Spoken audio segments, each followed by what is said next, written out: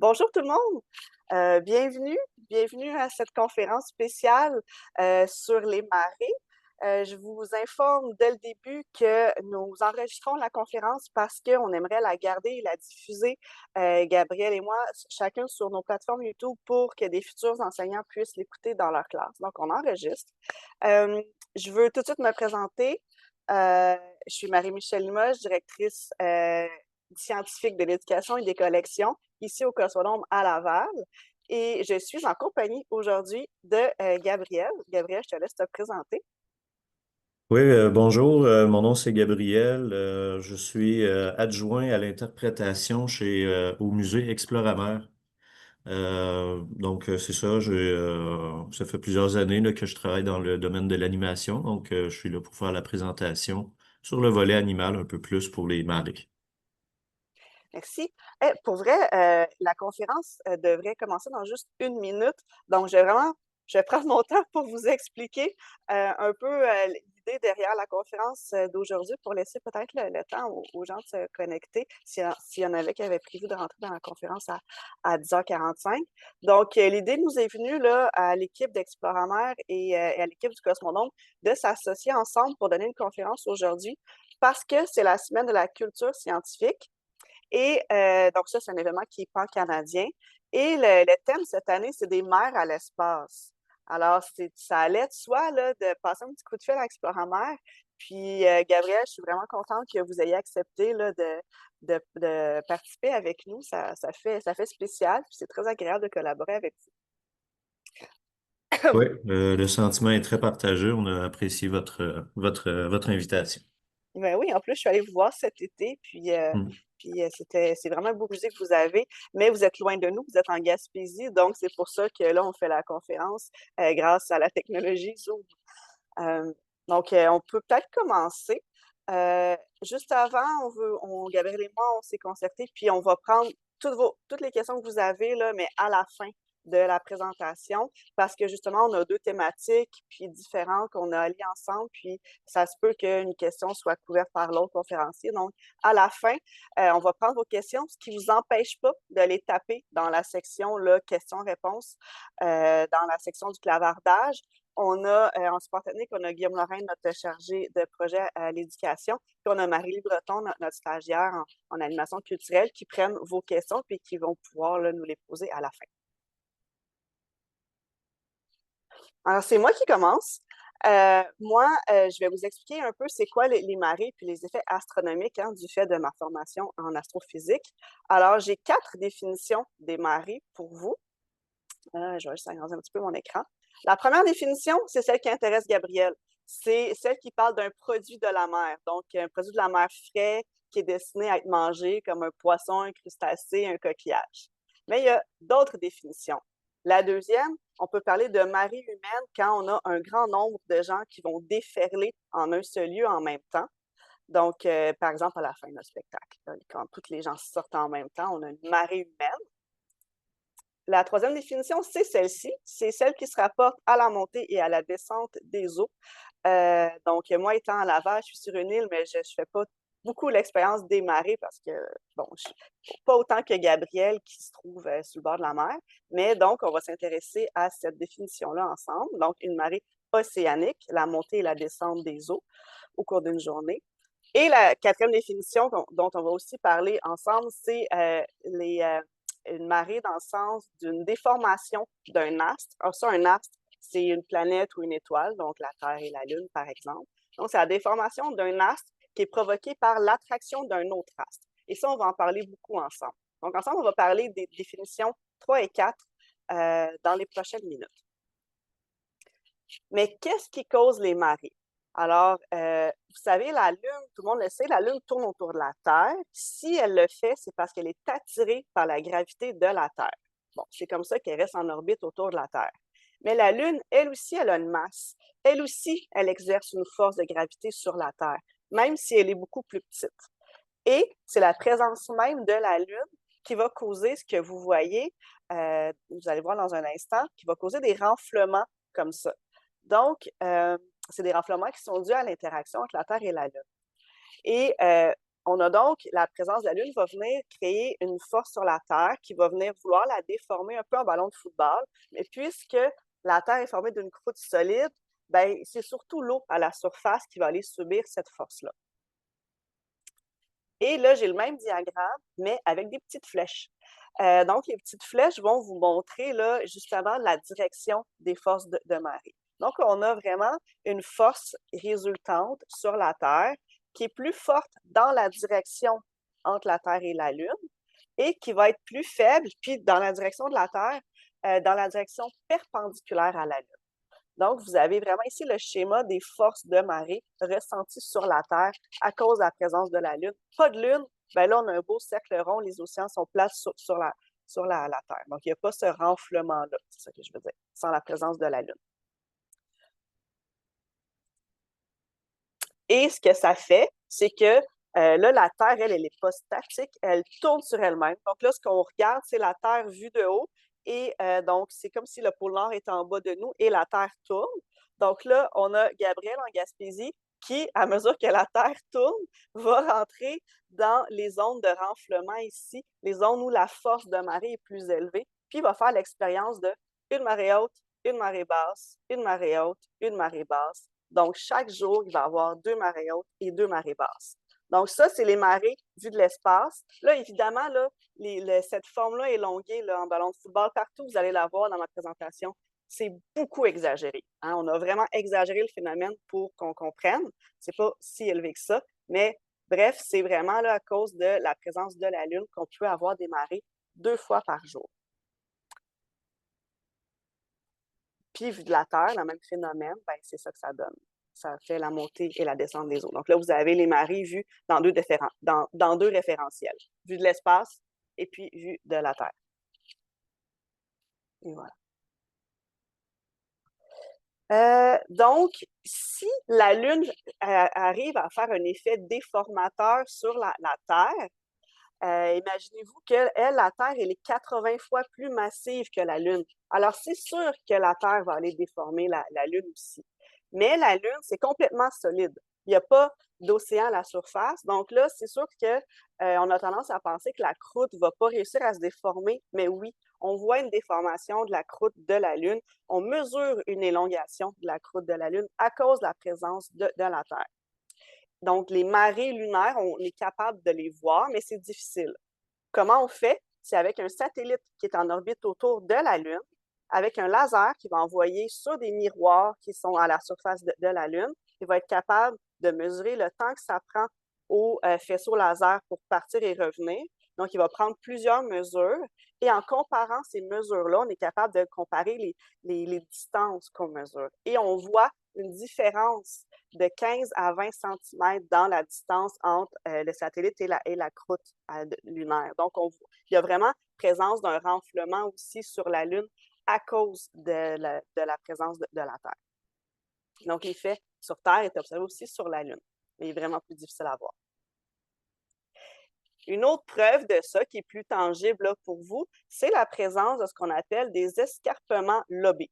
Là, j'ai une petite vidéo qui est prise par une sonde autour de la Lune, donc la même sonde, et qui prend des images là, à haute résolution de la Lune. C'est vraiment génial parce que c'est quasiment comme si on y était. Et ce que vous voyez ici, la petite faille blanche, c'est vraiment une falaise qui s'appelle un escarpement lobé, qui se forme de 2 manières. Puis la première manière, c'est vraiment parce que la présence de la Terre va venir déformer la Lune, va venir causer un stress sur la croûte lunaire, puis va venir creuser ces falaises-là, si on veut, va venir former ces falaises-là. La deuxième raison pour laquelle les escarpements lobés se forment, ça n'a pas rapport avec les marées, mais pour être complète dans mon explication, il faut que je vous le dise, c'est extrêmement intéressant par contre, c'est que la Lune, elle n'est pas complètement refroidie. Donc, la Lune, quand elle s'est formée à partir d'un gros fragment là, de magma qui avait été arraché de la Terre lors de très, très tôt dans la vie de la Terre, là, il y avait une grosse boule comme ça de roches en fusion qui s'est agglomérée pour faire la Lune et la croûte s'est refroidie en premier vers l'intérieur. Mais là, elle n'est pas encore finie de se refroidir. Donc, son intérieur n'est pas complètement roche solide encore. Et quand la Lune rétrécit, elle se contracte et ça vient donc créer ces failles-là dans la croûte, les escarpements lobés. Mais une des deux raisons, c'est parce que c'est à cause des forces de marée ressenties à cause de la présence de la Terre. Et il y a un autre effet sur la Lune de la présence de la Terre, des forces de marée à cause de la présence de la Terre, c'est le verrouillage gravitationnel de la Lune ou, en d'autres termes, on appelle ça aussi rotation synchrone. Donc, avant, vous aviez la Lune qui tournait sur elle-même et qui ne nous présentait pas toujours la même face. Donc, elle tournait rapidement sur elle-même. Donc, il n'y avait pas d'humain encore, mais avant, il y a très, très longtemps, on aurait pu voir d'autres côtés de la Lune. Puis maintenant, on voit juste une face de la Lune. C'est parce que la Lune a ralenti sa rotation. Donc, ça, c'est l'image du bas. Donc, la Lune a ralenti sa rotation sur elle-même jusqu'à temps qu'elle soit parfaitement égale à sa vitesse de révolution autour de la Terre. Puis là, c'est représenté par le petit point rose. On voit vraiment tout le temps la même face de la Lune. Puis ça, c'est vraiment un effet des forces de marée de la Terre. Parce que voyez-vous, là, la Lune ressemble à une patate ou à un ballon de football. On a vraiment exagéré l'élongation de la Lune à cause de la présence de la Terre. Mais c'est cette déformation-là, cette élongation-là qui vient causer le ralentissement de la rotation de la Lune. Et donc, là, à cause des forces de marée, la Lune est rendue en rotation synchrone avec la Terre. Puis j'ai une autre vidéo parce qu'il y a une conséquence à cette rotation synchrone-là. Donc, si j'ai la Lune là, qui ralentit tranquillement sa période de rotation puis qui vient d'entrer en rotation synchrone, mais en ralentissant comme ça, elle a perdu de l'énergie. Mais dans la nature, l'énergie n'est jamais vraiment perdue. Elle est toujours transformée ou transférée quelque part. Alors, je ne sais pas si vous remarquez ici, mais la Lune s'éloigne. Donc, l'énergie perdue dans la rotation de la Lune sur elle-même a été transférée dans son orbite et la Lune s'est éloignée de nous. Ça veut dire qu'avant, il y a des millions d'années, la Lune était vraiment plus rapprochée. On la voyait plus grosse. Mais il n'y avait pas d'humain, mais elle était vraiment plus grosse. Donc, ça, c'est une conséquence, c'est les conséquences des forces de marée, mais sur la Lune. Et là, je vais me déplacer sur Terre. On se rapproche tranquillement de Gabriel ici. Donc, sur Terre, vous avez les mêmes renflements qu'on a observés sur la Lune quand elle était élongée. Donc, ici, c'est les océans là, qui vont subir la majorité de cette force-là. Donc, le fait que les océans soient élongés, le fait qu'il y ait des marées océaniques, en fait, ça vient ralentir la rotation de la Terre. Puis, c'est la même chose sur la Lune, mais c'est plus facile à expliquer avec la Terre. Donc, vous avez ici les océans qui veulent tout le temps être, le renflement océanique veut toujours être aligné entre la Terre et la Lune à cause de la gravité de la Lune, mais en même temps, la Terre tourne. Donc, par effet d'inertie, les océans, eux autres, ils suivent la rotation de la Terre, mais sont attirés aussi par la Lune. Et donc, cet effet-là de chicane entre ces deux forces-là va venir ralentir la rotation de la Terre. Et oui, c'est la faute aux marées si la Terre ralentit sa rotation. Ça veut dire qu'il y a plusieurs millions d'années, la Terre, en fait, je l'ai ici, donc il y a 0 million d'années. Donc maintenant, on a 365 jours de 24 heures chacun. Mais si je recule dans le temps de 900 millions d'années, on avait plus de journées. Vous voyez, il y a 486 jours, j'ai là en bas du tableau, 486 jours de 18 heures chacun. Donc ça veut dire que la Terre tournait plus rapidement sur elle-même. Il y a 900 millions d'années, les journées étaient 6 heures plus courtes. C'est quand même quelque chose. Il y a un effet de ça aussi. Donc, le fait que la Terre ralentit sur elle-même, encore une fois, il y a perte d'énergie. Mais l'énergie doit toujours être transférée quelque part et c'est encore une fois la Lune qui écope. Donc, l'énergie perdue dans la rotation de la Terre est transférée dans l'orbite de la Lune et la Lune s'éloigne de nous de 4 cm par année encore. Donc, elle a fini de s'éloigner à cause de la rotation synchrone, mais elle continue à s'éloigner parce que la Terre ralentit sur elle-même. Donc, elle s'éloigne de 4 cm par année et ça veut dire que dans 50 milliards d'années, autant dire jamais, parce que dans 50 milliards d'années, le Soleil va s'être éteint. Le Soleil, dans 4,5 milliards d'années, c'est fini. Mais disons là, que le Soleil pourrait vivre 10 fois plus longtemps. Là, dans le fond, la Terre et la Lune entreraient en rotation synchrone. Et voilà ce que je vais vous montrer ici.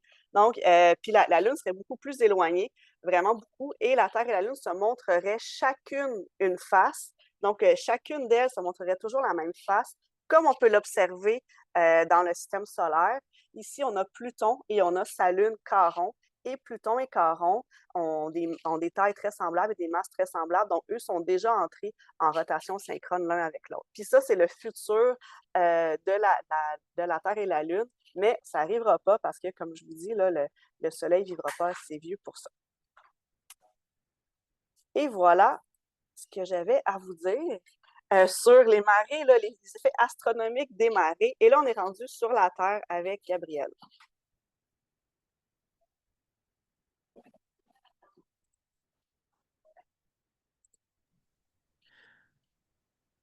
Je vais arrêter. Oui, merci Marie-Michel, super intéressant. Fait que oui, ben c'est ça, nous, avec moi, on va regarder un petit peu les différents impacts qu'on voit sur la vie, en fait, donc marine, principalement, évidemment. Mais donc, végétation animale, c'est ce qu'on va voir. Donc, on va commencer avec les marées hautes, donc la dynamique que les marées hautes apportent.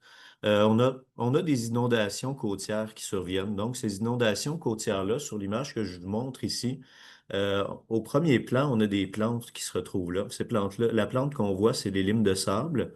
Les limes de sable, elle a une adaptation pour pouvoir vivre là. Donc, c'est pas toutes les plantes qui sont capables, parce que la dynamique qui se produit, c'est que vous allez avoir l'eau de mer qui vient inonder les racines de ces plantes-là. Comme l'eau de mer est très salée, en fait, par osmose, les deux organismes cherchent à atteindre un équilibre. Et donc, pour atteindre l'équilibre, ben, c'est qu'il y en a un qui donne de l'eau pour diluer la saleté de l'autre. Et donc, comme l'eau de mer est plus salée, ben, c'est les plantes qui donnent l'eau à l'eau de mer, ce qui fonctionne pas très bien pour les plantes parce qu'ils se déshydratent finalement. Donc, la même chose se produit chez vous quand vous allez vous baigner dans une rivière ou dans une piscine, dans un lac, là, de l'eau douce.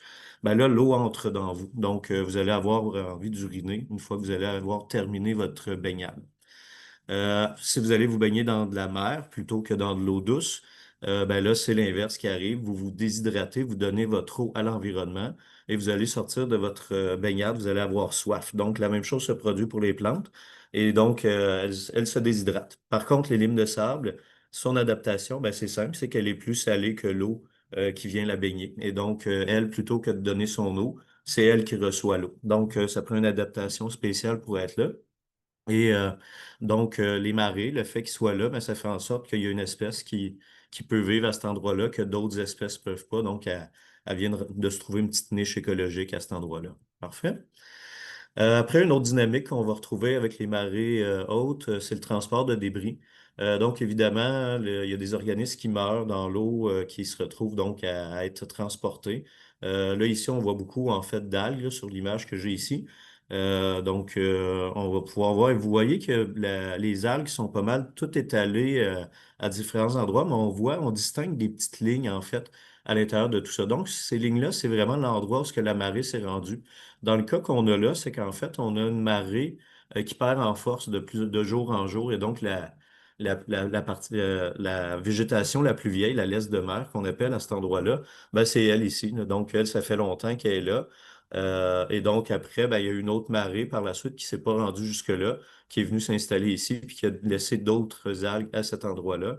Par la suite, les autres sont venus s'installer également un petit peu plus tard à ces endroits-là. Donc, éventuellement, ce qui va arriver, c'est qu'on va avoir une marée qui va prendre en force puis qui va venir ramasser tout ça et aller sur une ligne un petit peu plus loin, reporter ça un peu plus loin. Et donc, on va avoir nettoyé la partie en dessous avec les marées. Donc, ils font du transport de débris, finalement, les marées, grâce à ce système-là. Une autre opportunité qu'on peut voir, en fait, ben là, l'espèce qu'on a là, c'est le caplan. Au niveau de la reproduction, le caplan, ce qu'il va faire, c'est qu'il va profiter un petit peu des marées pour pouvoir aller pondre ses œufs dans le sable. Là, c'est sûr qu'il y en a tout le temps un peu qui se rendent un petit peu plus loin, du sable qui est un peu plus loin. Ça donne un plus grand espace. Donc, durant la marée haute, les caplans se séparent en deux bancs. Un banc de femelles et un banc de mâles. Les bancs de mâles s'en vont vraiment sur le bord, ils attendent les femelles, puis quand les femelles approchent, les mâles vont aller chercher, chatouiller, on va dire, ou taquiner les flancs de la femelle pour faire sortir les œufs. Après, ils partent avec les œufs, ils les déposent et ils donnent leurs semences aux œufs, ou ce qu'ils vont les avoir déposés dans le sable comme ça ici. Donc, c'est une opportunité en fait de reproduction pour le caplan à ce niveau-là, le fait qu'il ait accès à plus de plages que autrement les autres fois. On passe à la marée basse maintenant, l'impact que les marées basses vont avoir sur le monde animal ou végétal. Là, on va parler de la mue, en fait, donc le retrait de l'eau. Hein. Tout à l'heure, on a parlé de l'inondation des terres. On est dans l'optique inverse. Maintenant, les eaux se retirent et un des impacts qu'on va voir, ben, c'est la présence de phoques sur des roches comme ça ici. Les phoques ont besoin de muer parce que leur fourrure, en fait, normalement, elle est étanche, elle prend pas l'eau ce qui leur permet d'être rapides, sont hydrophages en fait sous l'eau et donc ils sont plus rapides comme ils ne prennent pas en pesanteur en nageant. Donc, être plus rapide, c'est un avantage, ça leur permet de capturer des proies, éviter des prédateurs et ainsi de suite. Par contre, à cause qu'ils vivent dans de l'eau de mer, l'eau elle est salée, ça abîme leur fourrure et là leur fourrure n'a plus la capacité d'enlever l'eau, de retirer l'eau, d'être hydrofuge finalement. Et donc, elle absorbe l'eau, ce qui fait en sorte que le phoque ralentit sa capacité maintenant à capturer des proies, mais elle diminue et sa capacité à éviter des prédateurs diminue également. Donc, pour pallier à tout ça, le phoque, une fois par année, il va aller muer. Il va aller s'installer sur les roches comme ça et il se laisse chauffer au soleil et sa fourrure, l'assèchement de sa fourrure va faire en sorte que la fourrure s'en va et elle va être remplacée par une nouvelle, plus neuve, qui, elle, va être hydrofuge à niveau. Donc, c'est un gros effort compétitif entre les phoques à ce moment-là, parce que eux, c'est une question de survie. Hein. S'ils font pas ça, ils vont être beaucoup plus désavantageux dans la survie. Et donc, ils vont se disputer ces roches-là. Le fait qu'il y a une marée basse qui s'installe, ben, ça augmente en fait leur capacité à partager. En fait, ça donne plus d'espace aux phoques pour leur. Évidemment, s'il n'y a rien qui les empêche d'aller sur la plage, mais là, ils se mettent en danger parce qu'il y a des prédateurs sur la terre qui sont plus rapides, plus agiles qu'eux sur le sol. Et donc, le phoque devrait s'enfuir en se dandinant jusqu'à la mer s'il y a un loup qui approche. Donc, c'est pas idéal, c'est pas très rapide, le loup va le rattraper. C'est mieux pour lui d'être sur des roches comme ça ici. Comme je disais, ça offre plus de possibilités en fait pour les phoques. Il y en a donc plus qui sont capables de muer en même temps. Tout à l'heure, on a parlé du transport des débris. Maintenant, la marée basse, ben, c'est elle qui va faire le dépôt des débris, évidemment. Là, ici, on voit un peu les débris qu'on a. Là. On voyait tout à l'heure, à distance, là, c'était beaucoup des algues qu'on voyait. Encore, il y a encore des algues. Mais il y a aussi des organismes, des animaux ou des parties mortes d'animaux. On voit un petit coquillage de moule ici, carapace, les pattes, en fait, puis les pinces d'un crabe qui est là. Donc, tout ça, ça a été transporté à cet endroit-là.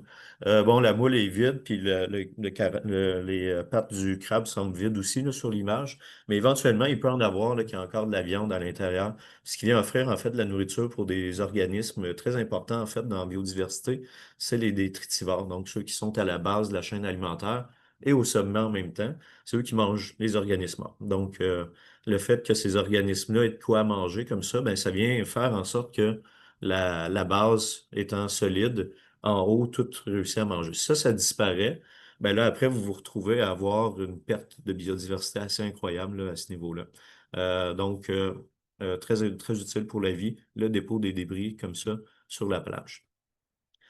On va voir un peu les prochaines diapos. C'est un peu des défis, en fait, auxquels les organismes qui vivent sur le bord de l'eau, où est-ce que la marée se retire et revient, là, ils font face à des défis, ces organismes-là. Il faut qu'ils s'adaptent à tout ça. Le premier défi que je vais vous parler, c'est l'assèchement.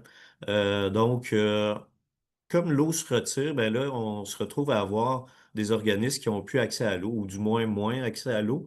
Donc ici, je vous présente en fait le bigorneau comestible, le gros qui est ici. Je dis gros, il est gros comme un pouce là, à peu près. Le bigorneau comestible, lui, il a une capacité à résister à l'assèchement de 2 heures environ. Contrairement à son cousin, juste ici à côté, qu'on voit moins bien, très petit, là, un petit peu, lui, c'est 6 heures qu'il a pour résister à l'assèchement. Donc, ces deux capacités-là font en sorte qu'ils n'occupent pas le même espace dans le retrait de l'eau. Si vous êtes vraiment très sur le bord de l'eau quand que la marée est haute, ben là, c'est un 6 heures de temps avant que l'eau revienne. Si vous êtes un petit peu plus loin, ben là, quand que l'eau se retire, vous avez seulement 2 heures à attendre. Et donc, le bigorneau comestible est capable de vivre dans la zone où ce que c'est 2 heures avant que la marée revienne, mais pas dans la zone de 6 heures. Tandis que le bigorneau brun, le petit, lui, il est capable de vivre aux deux endroits. C'est juste qu'il rentre en compétition avec le bigorneau comestible. Il est donc pas capable d'habiter là à cause que l'autre est plus efficace que lui. Mais si jamais le bigorneau comestible disparaissait de la terre, là, soudainement comme ça, le bigorneau brun serait capable de reprendre le relais à cet endroit-là. L'inverse, c'est pas nécessairement vrai par contre. Si le bigorneau brun disparaît, le bigorneau comestible n'a pas la capacité d'aller occuper l'espace que le bigorneau brun occupé. Donc, un petit défi auquel ils doivent faire face, il y a un assèchement qui se fait là, l'eau disparaît et donc, eux, ben, il faut qu'ils survivent pendant cette période de temps-là. Prochain défi, en fait, c'est deux défis différents, mais je les mets ensemble parce que c'est la même explication un petit peu, c'est la température puis la salinité de l'eau. Il faut que les organismes soient capables de résister à des grandes gammes de température ou de salinité. Donc, ici, je vous ai mis des exemples. Vous avez la journée chaude, puis si on la compare avec la journée froide, évidemment, une journée chaude, ben là, la température augmente. Et là, la journée du lendemain, ben là, il fait froid. Et donc, cet organisme-là, il faut qu'il soit capable de résister à ces deux gammes de température-là. Donc, c'est une espèce résistante, on dit ça. On dit qu'ils sont extrémophiles. Donc, ça veut dire qu'ils aiment les extrêmes. Bon, au-delà de dire qu'ils aiment les extrêmes, peut-être pas, mais disons qu'ils résistent aux extrêmes versus d'autres espèces qui sont très spécialisées dans, moi, il faut que je vive dans les eaux chaudes ou dans les eaux froides, ne seraient pas capables de rester à cet endroit-là à cause de ces écarts de température-là qui peuvent être journalières, mais ça peut même arriver en plein milieu de la journée. Euh, Après, on regarde la salinité maintenant, toujours avec notre journée chaude. Journée chaude, ça implique donc probablement du soleil un peu qui est sorti et donc il y a de l'eau qui s'évapore. Quand l'eau s'évapore, ben elle, le sel qui se retrouve dans l'eau s'évapore pas avec lui, donc le sel reste là.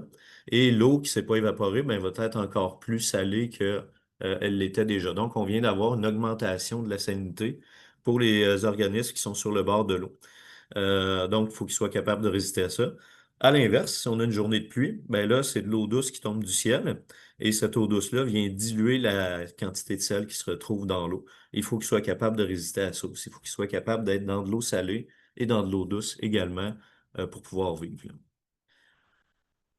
Bon, le dernier défi que je vous présente, c'est l'exposition, hein. On revient à notre caplan de tout à l'heure, hein. Je vous avais raconté là, que le caplan, les mâles surtout, vont aller prendre les œufs des femelles, les porter sur les plages et semer leurs semences dedans.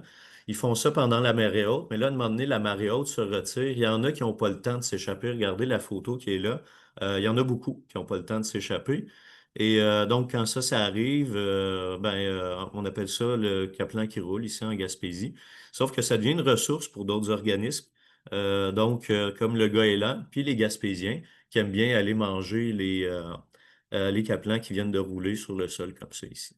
Ça permet, c'est une opportunité pour d'autres espèces, mais c'est un défi pour elles qui survivront pas. Donc, évidemment, eux, ça veut dire qu'ils ont eu le temps de se reproduire quand même.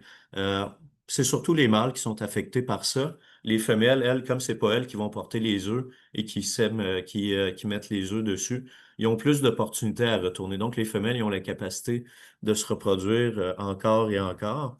Alors que les mâles, pour leur part, ben, eux, c'est souvent juste un épisode, là. Ils se reproduisent une fois, ils meurent, puis après. C'est pas le cas, c'est pas 100% du cas, mais ça peut arriver assez souvent. Donc, voilà, c'est un petit peu les différents défis auxquels les espèces marines font face avec le retrait des eaux et l'arrivée des eaux, comme on a pu voir.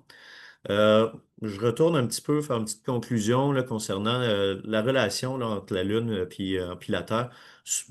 Il y a beaucoup d'espèces là, qui ont vraiment réussi à créer, qui ont utilisé cette dynamique-là dans leur évolution. Donc, la Terre, la vie sur Terre est adaptée à la marée, le phénomène de marée. Ça offre des défis pour certaines espèces, mais ça offre des opportunités pour les espèces qui sont capables de relever ces défis-là qui serait peut-être pas capable de vivre, sinon autrement, on retourne voir notre bigorneau brun, là. Finalement, s'il n'y avait pas les marées, ben, ça serait le bigorneau comestible qui serait là, tout simplement, parce qu'il est beaucoup plus performant que le bigorneau brun. Mais comme l'autre, c'est pas capable de survivre à l'assèchement pendant plus de 2 heures, ben, ça vient d'offrir une option, en fait, de vie, en fait, pour le bigorneau brun. Donc voilà, il y a des défis qui sont reliés par certaines espèces. Je redonne la parole à Marie-Michel. Elle avait une nouvelle à nous annoncer. Oui, puis oui, c'est une belle journée aujourd'hui pour faire notre conférence sur les marées. C'est un beau hasard que ce soir, ce sera la pleine lune, mais c'est pas n'importe quelle pleine lune, c'est la pleine lune qu'on appelle super lune.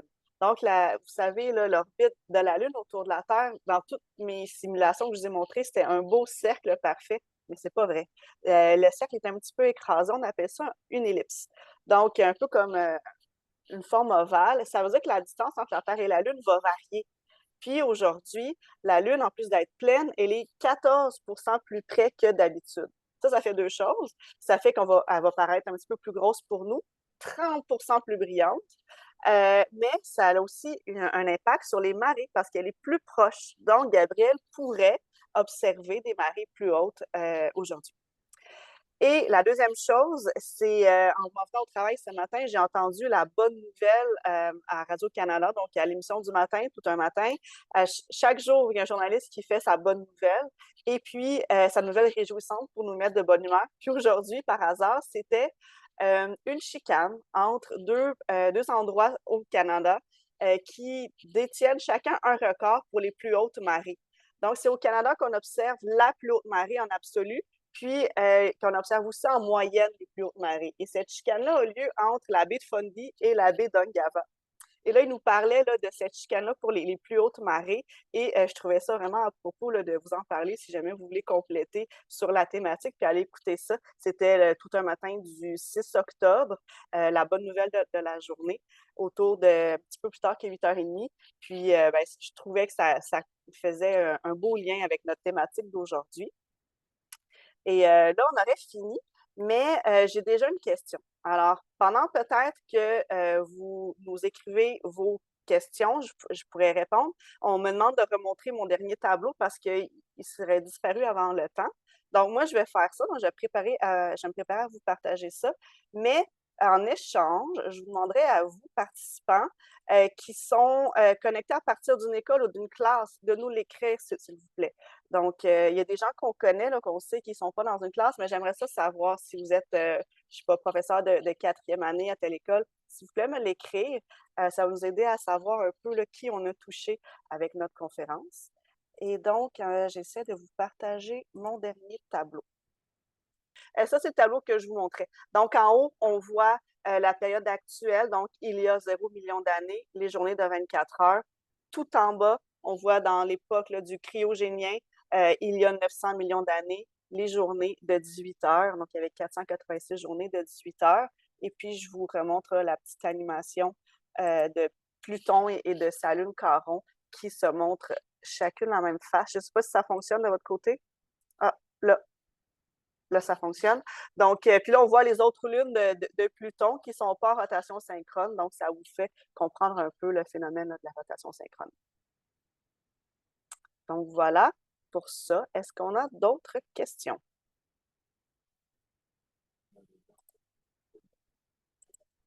On a des gens de l'école de tremplin de la Belle. Génial. Génial. Je vais arrêter mon partage. Est-ce qu'on a d'autres questions, Guillaume? Non? Ça veut dire que c'est extrêmement clair. On va le prendre comme un compliment. Et j'essaie d'arrêter de partager pour pouvoir qu'on voit. Ah, merci. Alors, ben, si on n'a pas d'autres questions, je vais remercier mon collègue Gabriel d'avoir participé à cette belle petite folie-là de parler des marées avec nous. Merci beaucoup. Au revoir. Oui, bonne journée, Marie-Michel. Au revoir. Au revoir.